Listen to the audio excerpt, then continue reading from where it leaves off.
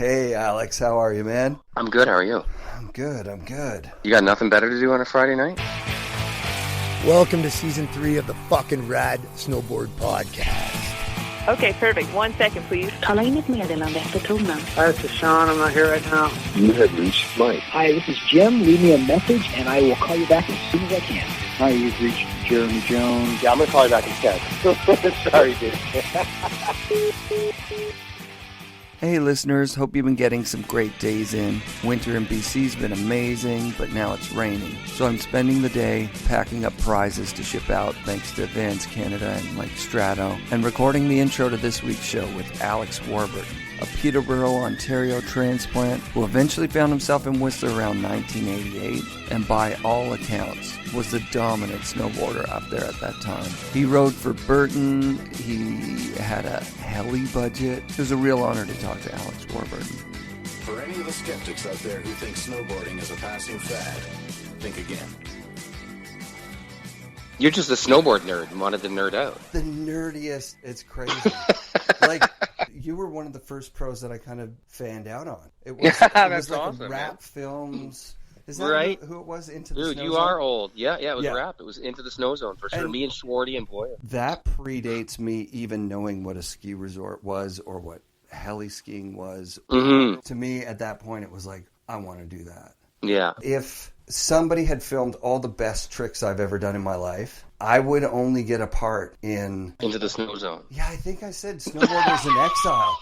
And then when I went and That's not looked, bad. Snowboarders in Exile. That was I rap. know. No, Yeah. I have to go back to Into the Snow Zone. Like, you guys were doing backside threes with grabs, albeit those rocket mute things that were going Totally, on for yeah. a long time. Well, we had 16-inch stances, man. It's pretty hard to reach your board. You're such a good rider. You've had great coverage, but just, like, it was just a little before, like, really good films came out.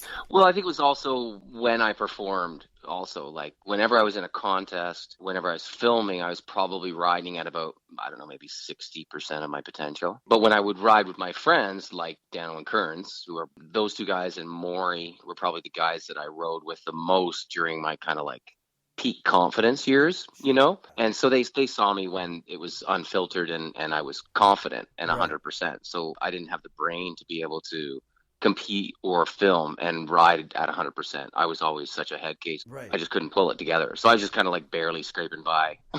My career was barely scraping by in about like 2/3, 3/4 of what I think I could have done. Oh, wow. So. Yeah, I can't tell you how many people have mentioned you as far as just like in those early Whistler days, they would say like watching Alex Warburton ride made me realize we weren't any good. No one anywhere where we were was any good at all. That's super rad to hear. Like, I do get that once in a while, which is, it's super rewarding because I'm really happy in my career now, and where everything ended up was great. So it's really nice to hear. It certainly had an awful lot of frustration or didn't have a whole lot of fulfillment, like personally from professional snowboarding, either monetarily speaking or professionally or personally, because I was new, like I just wasn't doing as well as I could have, kind of.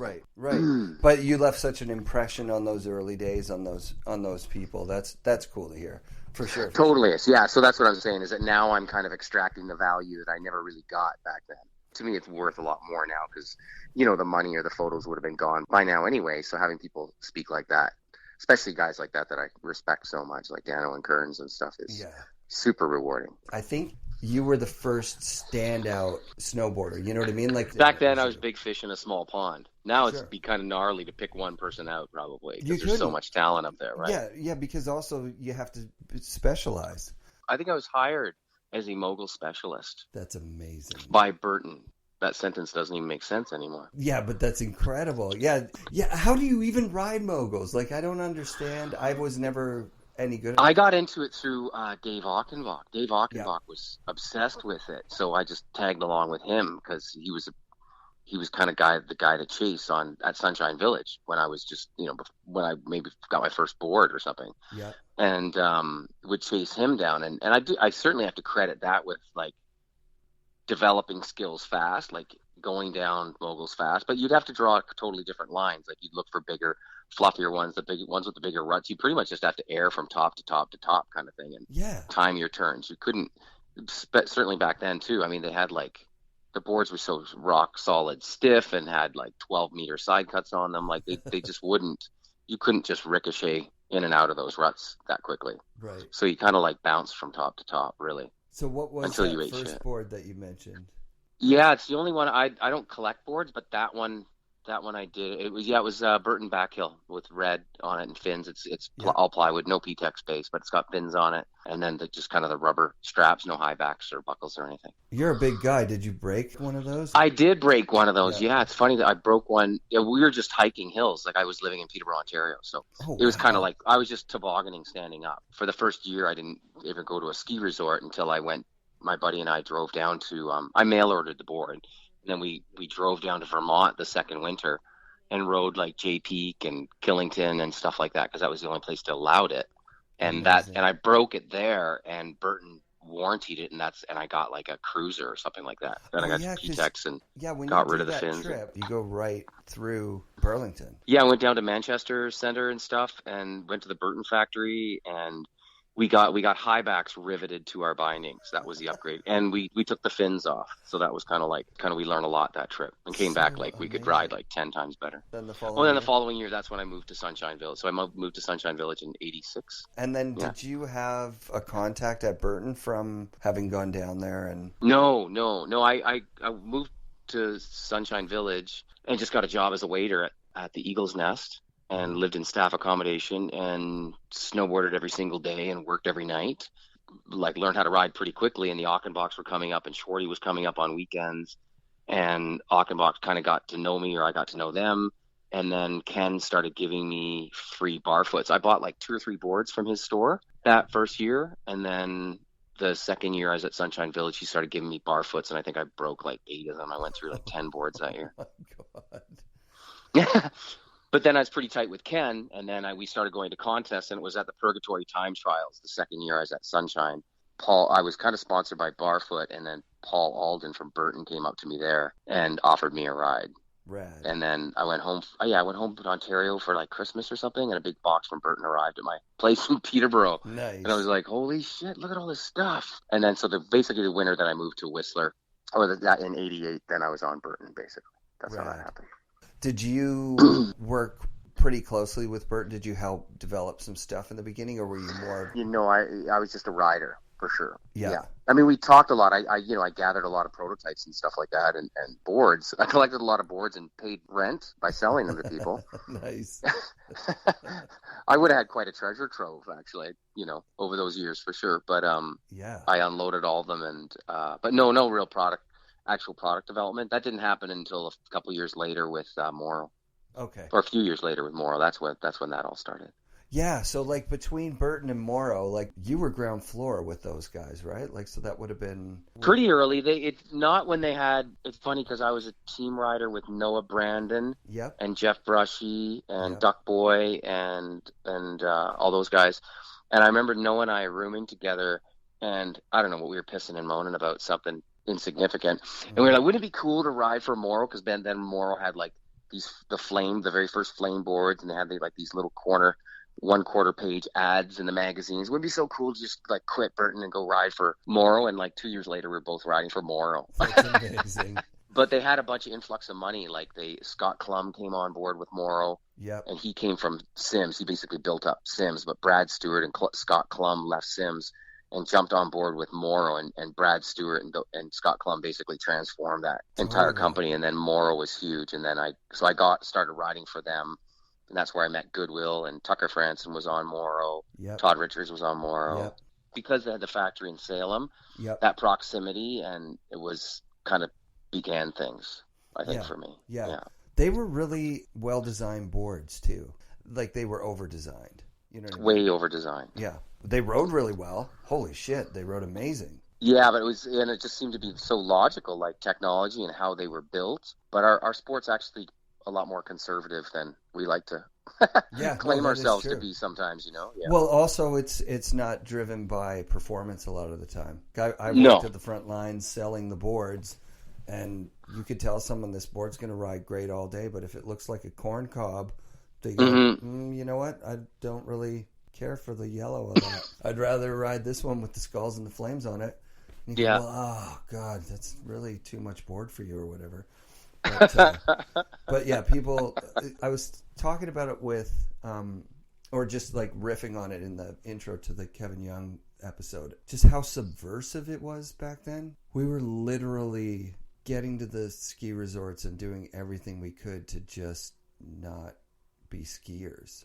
Like, skiing's so lame. But really, the technology that skiing had developed really helped push, like the guys that got on companies like Rosignol, like Jeremy Jones, and Travis Rice for that matter, like they had a leg up on people that were on boards that were crappy. Yeah, for sure. I mean, but the basics of it, the sandwich construction, P-Tex and edges, was there for the taking. But I think the just not wanting to be skiers thing is just, it shows how culturally strong snowboarding is, or how important culture is to snowboarding. It's kind of one of the, it sounds a little weird to say, I guess, but it seems almost like sad when I see, skiers and snowboarders riding together. It's like you missed out on this whole rivalry thing. You guys are all like buddies now, which is cool. Like I'm not really saying we need to stir up hatred or anything here, but right. It was cool back then. Like there was a riff there, and you were different. Yeah. And you weren't mainstream, and the thought of being in the Olympics never occurred to anybody. The thought that a ski resort would actually spend cat time building jumps and a half pipe and have a special tool that cut half pipes for us was like, I'd never even considered that. Yeah. In the late 80s, early 90s, Right. So I almost feel, like there's people that'll never experience that. I just feel so fortunate that just by fluke of when I was born and where I ended up trajecting through in history, I got to get those years, because they're just totally not repeatable. Yeah. But they started our culture. Those cultural separations still exist, for sure. They're not as prominent. They're not as, there's not as much visceral hatred towards snowboarders as there used to be. Right. But I wouldn't say it's completely gone, and they still don't get it. And if you look at Jeremy Pettit's Instagram feed and he shows some posts of him snowboarding, there's plenty of skiers that are just like, get that off of my ski feed. Totally. So it's still there. Thankfully. And even when I don't know about you, but even for me, when I'm watching it, I'm like, okay, I get it. Like, yes, he can technically do this, but he doesn't have the style of a snowboarder. Not even close. Right. I went snowboarding with Alex Chalmers, who's an amazing skateboarder. Yeah. And he was better than all of us first day. And he was like, this is stupid and easy, and I hate it. And I was like, thank God. Thank God. Just go back. Maybe there's hope for all of us then. Oh, there's a chance now. Yeah. It was such an incredible time for just the sheer magnitude of what was available for everyone, because there were so few people doing it. Like, I can remember powder days at Whistler when it hadn't snowed and it was just a high pressure system for weeks. Like now, certainly days, as opposed to like, by noon, minutes. Peak is raped, gone. Minutes. Yeah. It's still, some people still will say like, oh, you just got to know what day to go up. I don't think that's true anymore. I think when there's a good day, there's so many people that know about everything that it's just gone. Like if you actually go on the Whistler website or just Google lift capacity at Whistler, take a guess how many people per hour they say they can put up that mountain. Oh, I don't even know. Guess high. 5,000 an hour? 70,000. 69. I thought a 10,000 skier day or 15,000 skier day was a good day for them. 69,000 rides per hour. Like it's undoable. And half of those are being GoPro'd and YouTubed. Yeah. So much boring content. It's unbelievable. Yeah. Yeah, it's like the home videos that people used to shoot when I was a kid. Now there's just terabytes of the stuff being filmed and done every day. Yeah. Yeah, the consumption is it's mind-numbing. Once again, I'm going to fall into old guy category. Like, I just don't get it. But, like, just enough's enough when it comes to content. It had value. Like, each month a magazine would come out, or that fall when the movies would come out, you'd anticipate it, and you'd watch the movies over and over and over and over again. And, I mean, I'm sure there's kids that do that now, but for the most part, you just want fresh feed. And attention spans are shorter, too, right? So it's... Yeah, we just consume it, so it seems to have an awful lot less value than the impact of, Palmer doing that 180 off of the Tahoe cliff that first time. You're just like, what the fuck? And you just over and over, and Yeah. Whereas now, I mean, I can't even imagine anything shocking. There's no shock value left anymore. Right. And there's a lot of hate too, because it's like somebody does like a quad cork and then it's out, and then people are like, "Ooh, quad cork, that kind of sucks." I mean, you know what I mean? Like, it's not like it was before, where you would rewind. I can remember Noah Selaznik's back 7 in TB4, and he kind of does a little fist pump, like, "Oh, I nailed it!" But he nailed it so good that I still think of it now. When I go back and watch it, every time I'm like, "Yep, yeah, it's still that good." That's amazing. Yeah. That one thing, it just everything came together. The filming and him. And we might just be old farts reminiscing, and maybe maybe there's a 10-year-old kid that just remembers that thing he saw the first time when he was 8, and vice versa, an 18-year-old guy that remembers that thing he saw when he was 12, or you know, and a movie or a video that we can't even recall or know anything about. But, right. But it just seems to be an awful lot. Yeah. Now, and I think it's kind of robbed a lot of the culture. Well, everything that moved away from retail. Achenbach shop, for example. I mean, that was a cultural hub. Yeah. It was the only place you could get the media. It's the only place you could get the magazines or see the videos for the first time. So it became such a tribal meeting spot and a cultural hub, doing slappies out on the curb afterwards and having a ramp in the back and that sort of thing. And we all know the whole retail space is, slowly dying from that. Yeah. But it added more than just a place to buy stuff. Like it was everything. It was where you learned everything. I don't know what that got replaced by. I don't know if it's the skate park inside or the trampoline place or I don't know what it is. No, I don't think it's there. Replaced it. I don't think that people are out and about like that. You don't have to go out to participate in your tribe now. You just plug into your Xbox. There's an online tribe somewhere. Yeah. It must have been replaced by something, but yeah, I'm just stoked we got it when we did. That's for sure. How fun was it to ride Whistler with guys like Kearns and Johnson and Maury and all the Creekside mob? Those guys. Yeah, it's just hard to imagine. I've never owned a snowmobile, believe it or not. Wow. I didn't have to, and those certainly the early '90s, late '80s, early '90s, the snow was so good, and there's so much more to do on the hill. Things that have been untapped.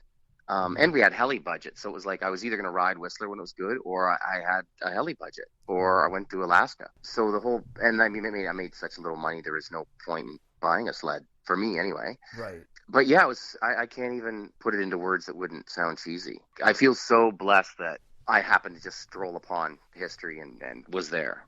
Honestly, you can't even get a place to live in Whistler now. I can't even imagine what a hustler and scrambling you got to do just to be a snowboard bum in Whistler. And, I barely worked at all. I worked in the summertime, made almost no money as a pro snowboarder, and always had my own room, never went hungry, always had money for beer, and snowboarded ridiculously deep powder days and days after a snowstorm. Like, it's almost too good to be true. Well, it's too good to be ever true again, frankly. You mentioned Duck Boy. He doesn't snowboard anymore. He telemarks. And he says, "Oh, is that right?" Yeah, he says he just can't bring himself to spend the money to go ride the lifts and be in the crowds, and it's disheartening for him. For the first time this year, the past couple years at Whistler and with Vail buying it, I can actually see that. Totally. I mean, and not the riding thing. I would always miss that. I would always try to figure out some way of sliding down the snow sideways. I don't think I'd ever ski, but enough's enough with the crowds and the parking and the cost and the on and on. Like, it's just, I could see that. It's really difficult for me to find $140 it'll be $200 within a year or two. If not next year, it'll be $200 a day. It's like you're paying so much more for so much less. Oh yeah, Vail. I mean, just it's not like Interwest wasn't slowly turning it into corporate profit-driven everything, but Vail just kicked it across the goal line. They just in the short time, in the 8 months they've owned the thing, it's just a completely different place. Not and all for the bad, all for the worse. Right.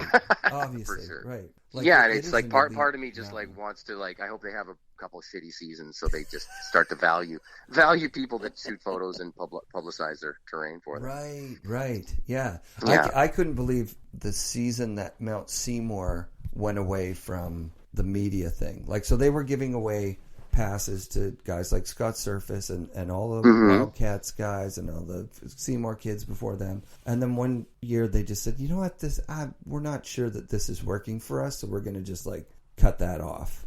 So Mount Seymour, you don't really have much going for you. You know, like Yeah. very flat, not that fun. You had like slow chairlifts, but everyone needs to go to Mount Seymour because of the amount of publicity that you've generated through the culture, through like grooming. Those list of guys that you just banged off, like made Seymour what it is. They put Seymour on the map. Yes. Not the Seymour terrain. didn't exist without those guys. No. No. I can't tell you the number of people that I've talked to that were like, am I missing something? And I thought I would see some major jumps or some steep pow. It seems very flat. You got to go up the road to Cypress or keep going to Whistler. Yeah, exactly. Basically. Down to Baker or whatever. Yeah. So as your career progressed, so your Burton years were, like you said, 88 until Morrow. 1990, 89, 90, and then, I had a year with Magnum. What's Magnum? I forget Magnum. So Kearns and I rode for this company. These guys wanted to start a company called Magnum. I don't even know if they ever actually sold a board, but Kearns and I were going to ride for them. So that went on for, a few months, one season. And then Noah Brandon started riding for Morrow, and he gave me a call. Cool. And I got sort of some flow from Morrow. And then the following year, I was kind of like on the team. So there's kind of a bit of a hiatus between when I finished with Burton. Then I got on with Morrow and rode with them for the next, 5 or 6 years, I think around 96, 97. They allowed me to kind of do whatever I wanted to do. Cool. Kind of like Goodwill, but I didn't get the publicity Goodwill did. Right, because he but same kind of thing. Like standard films, basically. Yeah, I would just play out my winters and kind of plan them out myself. So a lot of still photos. Yep. I did do the Alaska 2 or 3 years in a row. I did the King of the Hill contest a couple years in a row. I would do Baker once in a while, but nothing. It was mostly just filming. Yeah. And that was kind of new. That was kind of a new thing. A lot of guys were still competing. Yeah. But I definitely, like I said, I didn't have the head space for competing. I couldn't do it. Some people, it just burns them out. It's like, I can't sit here and wait in this cold weather for these crappy conditions to. Yeah, and I don't. I would never. I really propped up free riding and the ability to ride whenever you wanted to, but there's a lot of work ethic, and you do have to do it when you do it, and it's sunny. You have to go whether you feel like it or not. So there's a lot of that, but I definitely look up to guys like Todd Richards and Terrier and fucking anybody that can compete. Yeah. 10:30 on Tuesday morning or Saturday morning, you have to ride at 100%, no matter what you feel like, no matter what the conditions are like. And I have a huge amount of respect for guys that can do that, because I couldn't do it. I didn't have the mental strength. So massive amounts of respect for them, but I couldn't do it. You push off more into the backcountry. Yeah, so what we were doing, basically the way I liked riding Whistler was just free riding, just expressing yourself on the terrain that was there.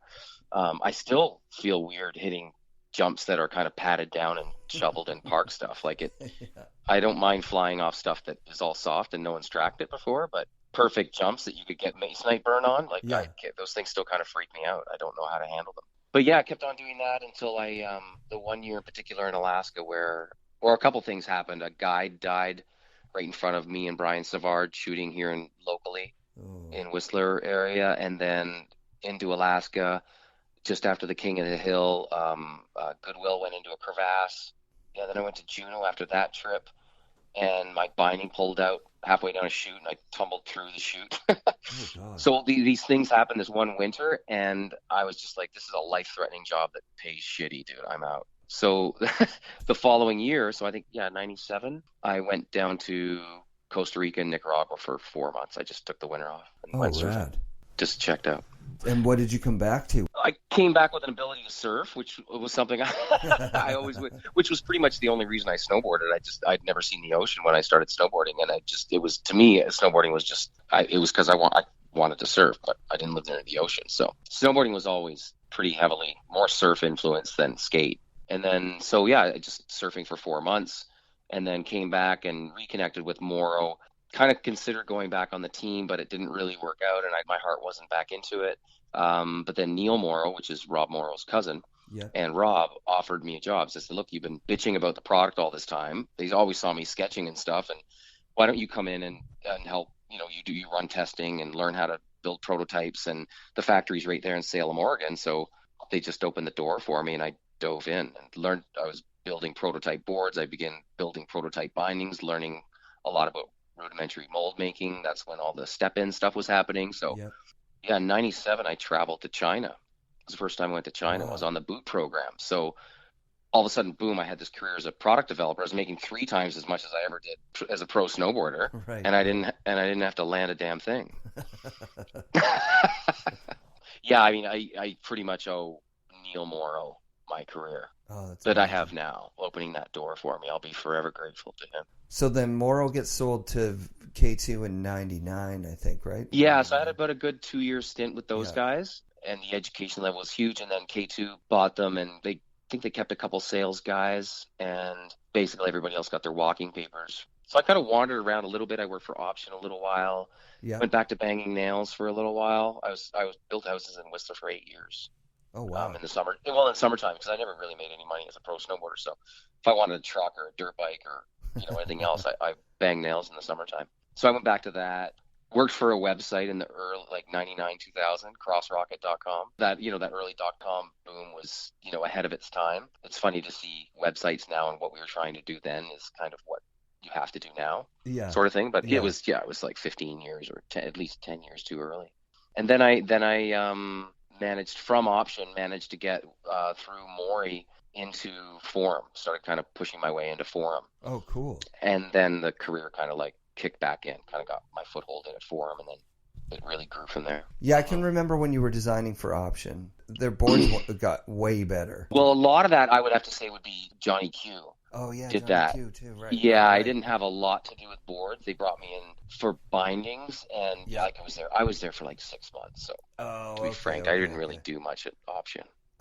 That's funny because I attributed all the Johnny Q stuff to you. Well, thank you, but no, he deserves a shit ton of credit. He was we worked together a lot, and then he went to Forum, and we worked together there. So I had a lot of good working years. I'm still good friends with Q. He's in Hong Kong now, and oh, cool. I travel to China a lot now, so I see him a couple times a year in Hong Kong. So he's in a completely different industry now, but yeah, we had a great working relationship for 3 or 4 really good years. This week's show is supported by the Boardroom Snowboard Shop and Wired Snowboards. Go to boardroomshop.com and use offer code FNRad5 at checkout, and you'll save 5% off on your purchase. And then check out wiredsnowboards.com, a new snowboard company out of Vancouver, BC. I have 2 Wired snowboards, and they both kick ass. The Directive 157 I ride on park days, and I have a Chase 162, and it's my choice for POW days. Fun shapes, interactive custom design work if you choose. Use FNRad at checkout for 10% off an amazing board. Now back to the show. What prompts you to move to Whistler? Did you take a trip out there or something and then you just fell in love with the place? Or yeah, because you realize there's no cell phones, no internet back then. So I started snowboarding in 84, 83 or 84, mail order, and I saw snowboarding in Action Now magazine. Right. And I'd actually, because I was into Action Now magazine, and I was obsessed with anything California, like skateboarding and BMX and all. And I saw snowboarding in there, but they didn't have really bindings on their feet, and you could tell they were falling off, and it never really resonated for like a year or so. And then I remember seeing one photo of Chris Carroll on a snowboard and doing a bottom turn, and the snow coming, and it just looked like he was doing a bottom turn on a surfboard. And it was like instant, like I'm mail ordering one of those things. Got one of those, and like I said, we was pretty much tobogganing around hills in Peterborough. And then I ended up working as a bartender. In Ontario, you could serve alcohol at 18, even though you couldn't drink till you're 19.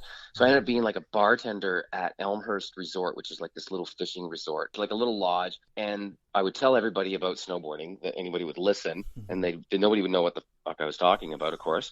And all of a sudden, this one waitress is like, "Oh yeah, I just got back from Banff. They do that there." I'm like, "They do not. They don't allow it on ski hills. They do in Vermont, but that's it." She goes, "No, they did at Sunshine Village." First time I'd ever heard the word Sunshine Village was out of her mouth, and she'd just come back from a winter there. And pretty much from that point on, I just would talk to her nonstop.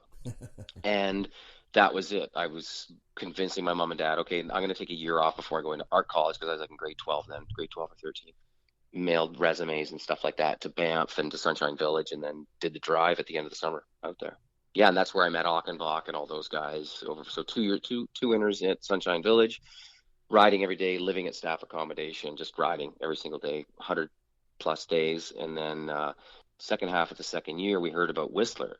that year they just let snowboards on Blackcomb. Interested bought Blackcomb, and they allowed snowboards on Blackcomb. Whistler still did not. And Ken Ochenbach was like, yeah, I'm going to open up a shop there if you work in the shop a couple days a week, and I'll pay your rent for you. So then at the end of that summer, I went out, and they have the glacier. That's when the glacier was just starting. So I went out there, the summer of '88. I moved there. I think it was the next 2 seasons, Whistler still would not allow snowboarding. So I think for the first 2 seasons, it was Blackcomb only, which was more than enough. It was just mind-blowing. And then when Whistler opened up, that was cool. We had a whole fresh mountain. So year 2 or 3, we had a fresh mountain we hadn't even touched yet. Oh my God, that's so amazing.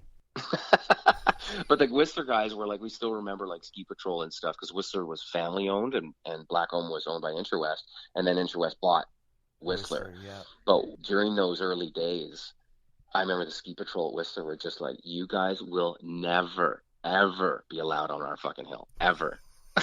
Like a year later, we just swarmed it, right? There really was that feeling of like, you wanted to just prove it to the skiers. Like, you know what? Not only are we going to ride your mountain, we're going to ride it better than you guys do. We were seen as a plague in their eyes. And I think even before the skill level was there, it just looked cooler. It just looked more like powder looked better, airs looked better, and our airs looked terrible back then, but theirs looked dorky, and I don't care how big they were. They just doesn't look cool at all. But I also remember being like, oh my God, we suck. When you watch like the Canadian Air Force or whatever they were called, the Quebec guys. Or downhill skiers, which are like, I just bow down. Like those guys, there's nothing, there's the most incredible things in the world is watching a downhill ski racer. Like a mad respect for those kind of things. But when you're ripping up a hill in natural terrain, like I'm still super biased. Like I still think like the best skiers are pretty much just trying to be a snowboarder. Yeah. Like the best looking skiers, like obviously surf and skate. They have no poles, and they don't even know why you would have poles. Yeah. Yeah. So, but I think that's what shocked them so much, because you came into skiing liking skiing and being attracted to skiing, and that was skiing, and you're part of that culture, or were raised in it, or wanted to be in it. But I wasn't raised a skier. I've never skied, and I wasn't part of that culture, and that wasn't unique either. Like California it was all surfers and skaters getting on the hill, and so like the cultural thing was like we were completely different, yet at the same time we were the same tribe. We all listened to punk rock. We all knew who Powell Peralta was. We were all like, we were all influenced by the same stuff, and skiers didn't get any of it, and we understood all of it, and innately. So there wasn't any way that you would get into snowboarding because your parents put you in a program. Whereas skiing it was like you had to because your parents put you in a program or whatever. Yeah, and the amount of guys like Dano who really pissed off their parents, after 10 years of ski racing and training, and then they just pick up this godforsaken snowboard. And both brothers, Gary and Dano, are sharing a single board and just like abandoning skiing. Like the amount of parents or fathers and stuff like that, they just threw their hands up. Like, I can't believe it. Yeah, so mad. Yeah, I was talking with John Buffrey about the guiding and the fact that there's still old school guiding programs. From Europe where you're not allowed to guide on a snowboard. You have to do it on skis first. Which is just seems so backwards. Well, I mean, I don't know the guiding thing. I don't know enough about it. I'm sure there's an awful lot of practical arguments for that. But there's a Canadian Association of Ski Guides that you can do it as a snowboarder, and there's no problems. The proof of concept has already happened. Like even the other day, I was on the chairlift with somebody, and they had a 4-year-old. And they said, well, my 4-year-old obviously skis. And then they said a couple of those weird things that people say, like, it's bad for children's bodies to snowboard. They're, it's really hard on their knees. They'll grow up deformed or whatever. I was like, what? Really? I don't think that's real. All these conspiracy theories? Well, no, it's just something that's been spread by just ignorance. Like people saying, that's a conspiracy theory. Yeah, exactly. Yeah, there you go. Yeah, because my kid begged me to ski one year because his friend skied, and he's like, that looks cool and that looks easy. I do think it's easier. Like my observation for my kid, like he did a year skiing when he was 3 years old because they didn't have a snowboard program, and I didn't care. He was stoked to go slide down the hill. Quite frankly, I was all out of angst at that point. Yeah. Totally. My favorite NoFX song. So I was just happy he wanted to go slide down the hill. But the funny thing is that the tail end of that year, when they had the whole pack of little gumballs, the ski kids come up and they go, hey, can you take this kid up with you? Can you take this kid up with you? You know, when you go up the lift. Yeah. My son, even when he had skis on his feet, he would not go up with skiers. He'd wait for snowboarders. That's what his instructor said. He won't go up the chairlift with skiers. I'm like, he's wearing skis, dude. That's amazing. But that year, the point that I kind of got sidetracked on was, from my observation, it's way easier to ski at that age. He's able to walk around. He was on the chairlift within a week or two of his program starting, and then the following year he started snowboarding. And dude, they were on that magic carpet for like a month or two before they got on the lift. Like it's way harder. I think the hardest thing is that 1 foot part. Yeah, I mean, he's up and ripping now, but like. It's funny. I get these questionnaires every single year from ISPO, like leading up to the trade shows, and you know, what are the new product? Where are you getting this stuff made? What are your influence? And the same standard questionnaire. But this year was like, how are we going to fix snowboarding? How are we going to get more people to snowboard? I'm sure they get all kinds of different answers, and I'm like, you're not. Snowboarding's too hard, and it's way too cool for most people to get, and it's way harder than skiing. So stop wondering how you're going to make snowboarding as big as skiing. It'll never be half the size of skiing, and just accept it. It's cool. Like that's what makes us cool. We're just too cool to be mainstream. Leave it alone. I'm having a hard time imagining the surf world having the same questionnaire. They don't let kookiness run. I don't know. Maybe they do. I see what you're getting. See, they had the benefit of they've had so much history. And the rad thing is that, you know, in the late 80s and early 90s, we had no history. Mm-hmm. We were the kookiers. Mm-hmm. And skating didn't even really have that history. And then in the mid to late 90s, we were, you know, basically being exploited with Olympics and everything else. Mm-hmm. And we still didn't really have the history, but skateboarding had their history. I've noticed over the course of doing all these interviews that really skateboarding and snowboarding were kind of invented very, very close to each other. You know what I mean? Like that 70s, mm-hmm. 80s Alva stuff actually happened really close to the like Sims Burton. You know, by the time you're on the team in 88, it's pretty cool. You go back to the end of the Snow Zone stuff and look at it one more time. It's pretty fucking cool what you guys are doing. That's rad. But I wonder if, I'm thinking about it now, like skating, I don't know, skaters just always seem to have so much more confidence about themselves and how cool they were. Yep. I mean, I did, and my crew did, yep. But there was such a large population of snowboarders that were kooks, yes. that they were trying to get acceptance on the hill. They were struggling with this environment that required a certain amount of acceptance and required a certain amount of rule following, because we needed to use the ski hills, we needed to use the lifts, we needed to buy tickets, insurance, and blah, blah, blah, blah, blah. Skaters never had to deal with any of that. Everybody hated skaters. Nobody really gave a shit. Well, maybe there must have been some people trying to conform back then, but I think just a greater population. Freestylers and stuff. There is some pretty kooky skateboarding. You're right. You're right. Skateboarding hated on snowboarding so properly in the beginning. Yeah. Like, it's kooky. You got these bindings. Why are you grabbing your board? Your board's not going anywhere. Yeah. And we really were always just dying for their respect. We were like their little brother that was just like dying for like a table scrap. Like, give me some respect, please. I always equate it to that, because people will go, oh, well, surfing's the grandfather and blah, blah, blah. No, surfing's the older brother, cool, mm-hmm. collected, and you can't ever hate on surfing. It's the soul of everything. And then skateboarding came in and was the delinquent that just was fucking badass and smoked and didn't come home from curfew and was always grounded and didn't give a shit. And then snowboarding was kind of the dorky third kid that the parents didn't really give a shit. Like, whatever, you don't have a curfew and do whatever the hell you want. All the grabs have already been invented. There are some absolutely amazing, cool moments in snowboarding for sure. But there was an inferiority complex throughout the late 80s, early 90s, because skateboarding was so California cool. Yeah, and even at all times, I always thought we were cooler than most skiers, but I would be intimidated by badass skiers that could go 3 times as fast as I could. But in the general population, I always thought I was cooler than a skier was, but never as cool as a skater. Sure, never. Sure. I hear you, man. I totally hear you. But I think now it's come around. Like they have an awful lot of respect for, you know, how huge snowboarders can go, and there's a lot more cross reference and culturally and stuff. I think there's that I think that insecurity's kind of gone. Yeah, I think the insecurity's gone. I think guys like Rankway, yourself included, and Roach, and people that really turned down the kook, you know what I mean? Mm-hmm. Like Craig Kelly was on the cusp, and I hate to even say it because like I'm such a fan of Oh, no, he was a kook during the contest years. Sure, he was, exactly. Yeah, for sure he was. Even his style was bad, and then he lived with Rankway. Yeah, and I love Craig to death, and like I can't, I've ridden with him a ton, and I feel fortunate that I could actually call him a friend and everything. But for sure, I also was a team member with him in 88, 89, and for sure, he was a contest dick, for sure.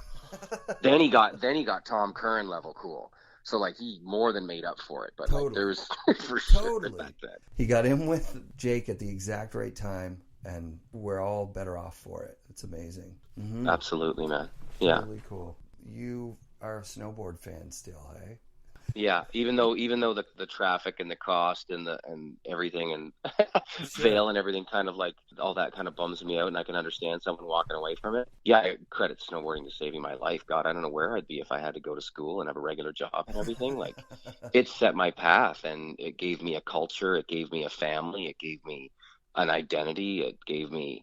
And to this day, and that's what I'm handing down to my kids. Like, it gave me everything. You're with Yes now, right? Yeah. So, well, my wife and I own a design agency called The Design Aggregate, and we've been doing Yes. So I do everything for Yes, anything product related and branding related. So I design all the snowboards.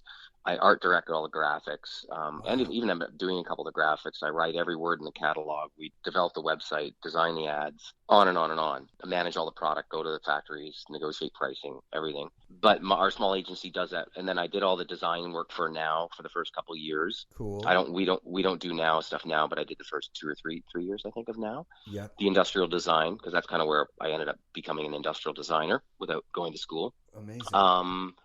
We did the first 2 years of the Adidas boots. We developed those. Didn't design those, but developed those. So all the trips to China and managing that.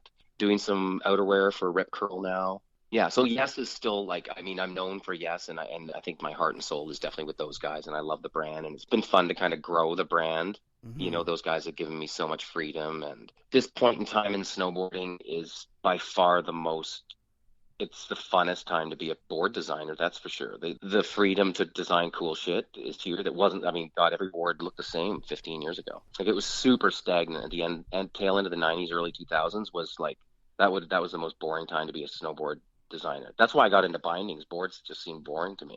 But now the boards are fun.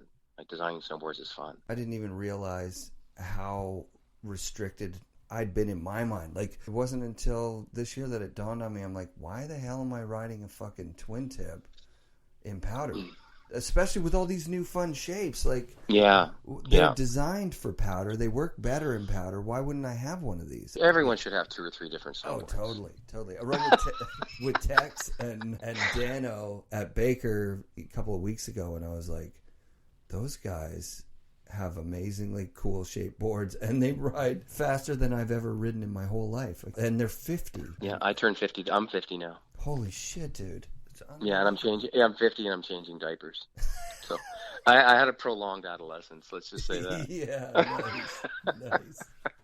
So yeah, you kind of just summed it up there. But what is exciting and fun about snowboarding now? Yeah, and being able to like translate influences that I get from surfing and other product categories, and just wanderings of your mind, and watching it come together. Like, every year, another product line comes out. So like, doodles in my sketchbook can turn into a product that I can ride, and I'll see somebody buy and ride on the hill. Like, you know, when I first experienced that in the late 90s has been just my newest addiction. But being able to do it within the culture I live in, you know, I mean, I could have been an industrial designer and design furniture, which would be cool because I dig furniture, quite frankly. But being able to do it within my culture, within something I get to ride and I love, and it's part of me, and I'm sharing with my kids, and on and on and on, is super rewarding. Yeah. Yeah, I'm very, very lucky. Thank you so much for talking to me, Alex. You bet. And hopefully I've enjoyed it. Shred some time. Yeah, give me a call anytime you're driving up past the highway if you're heading up. Big thanks to Alex Warburton for chatting with me. Listeners can support Alex's career by purchasing the products he designs: Yes Snowboards, Now Bindings, and Rip Curl outerwear. You can get most of that stuff at theboardroomshop.com. And check out Wired Snowboards at wiredsnowboards.com. A huge heartfelt thank you to everyone who listens to the show. Thanks so much, you guys. You're the reason I do this. And make sure you come back next week for another episode of the FNRad Snowboarding Podcast, brought to you by BR Productions. We did a Noah board. I was a year and a half. Yeah, the Great Series. So it was fun. It was great because I'll make those calls. Like we did one with Palmer and Noah. So it's been good. Like I reached out to him about, was it like 2-3 years ago? Yeah. That chatting with him on the phone and getting his permission and bouncing back the ideas back and forth. And yeah, I'm just feel super fortunate that I was able to collaborate with him. There's only a few people that rode at the level that Noah rode at that also were designers, right? The project we did together was just graphic based, but I just feel, I feel really fortunate that, you know, I mean, after several decades, a couple decades of not even seeing him, or he dropped off the map and all the shit that had happened to him, I was able to actually get on a couple of long phone calls with him and chat to him and email pictures and stuff back and just develop the graphic together, which was really cool. Who did you guys do greats with? You did Damien early on. Yeah, we started, there was a bunch of different greats, and then we turned it into great riders, and it was pretty ballsy the first year we did Terrier, Peterline, Farmer, and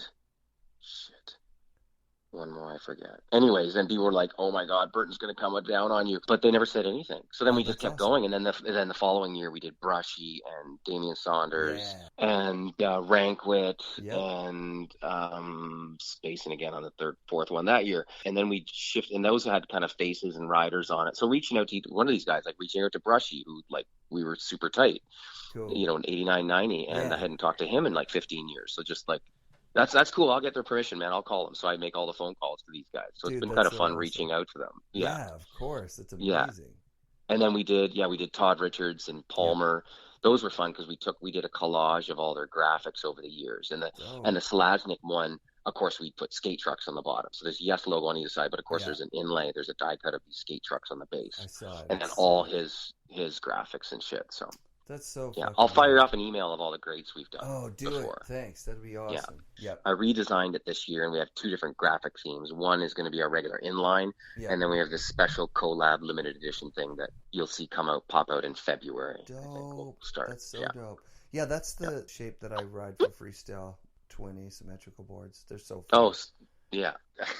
I rarely ride the same board any more than 5 or 10 days a season. Oh my God, I've had the same board for 3 seasons now. It's insane. It's the first time ever, like ever. Because back in the day, you'd always break them, or a year later, they were so different. Like your board just looked ancient. Whereas now, like you can ride one that's like 10 years old, and it's pretty much the same thing. You know what you guys should do, and you shouldn't, but it would be rad to do like the classic shapes.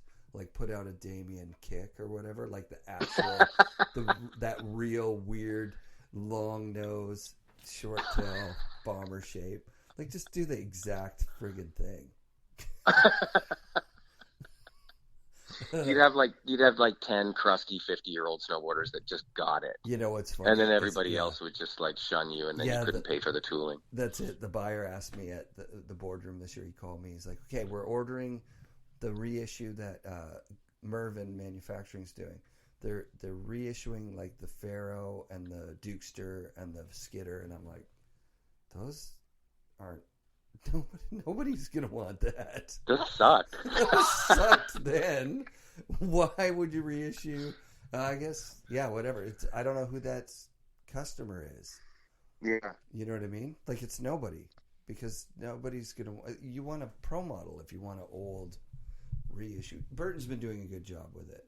They own all those epic graphics from that time too, so they can do some cool shit. Yeah, for sure. Man. And they've got that Todd Coleman character. Oh, he's got I had a chat with somebody about Todd the other day. It was just that guy's just amazing. Have you interviewed him yet? Nuh-uh. Oh my God, you should. That's like interviewing our sport. That's like interviewing everybody in one shot. He's the historical reference archivist or whatever. I don't know what his title is in Burton, but he's the nicest guy in the world, the biggest snowboard fan in the world. And he is just so stoked on documenting, nurturing it, keeping the keeping the story alive, Yeah. like passing it down, making sure that our history gets passed down. Rad. And he doesn't even come off as a pro Burton dude. He, like, honestly, I don't even get that sense from him. There's a lot, obviously, in that building. You would get a lot of people that like drink the Kool-Aid, and it's Of the course. Burton ideology. Right. And this cat is not that at all. He is just unbiased through and through snowboard fan That's with so rad. the deepest amount of historical knowledge you could ever imagine. Yeah, I got to talk to him for sure. That's insane. Yeah. Put him Yeah. on your list. Yeah, he's on it. Yeah. Amazing. I'll talk to you soon. Take care, buddy. Cheers.